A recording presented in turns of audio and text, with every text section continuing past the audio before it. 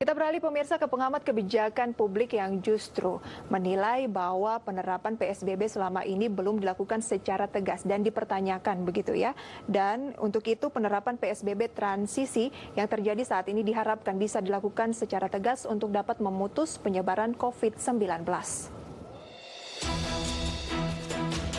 Pengamat kebijakan publik Universitas Indonesia Lisman Manurung mempertanyakan lemahnya penanganan pembatasan sosial berskala besar yang dilakukan pemerintah DKI Jakarta dalam menekan penyebaran COVID-19.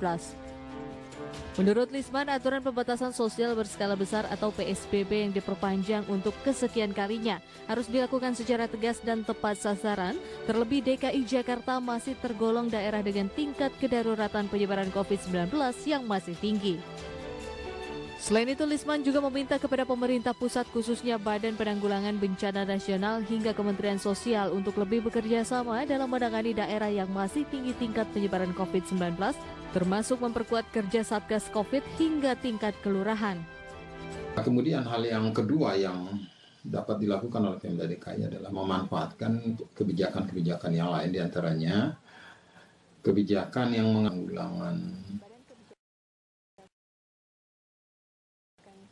bencana nasional dan juga Kementerian Sosial yang dua-duanya mempunyai satu institusi untuk menangani bencana di tingkat desa ya, atau kelurahan barangkali kalau di DKI.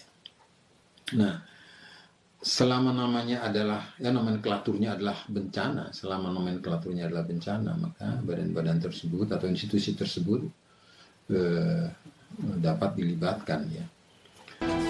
Seperti diketahui, Pemprov DKI Jakarta memperpanjang masa pembatasan sosial berskala besar. Perpanjangan tersebut lantaran masih adanya wilayah yang memiliki angka kasus positif yang masih tinggi.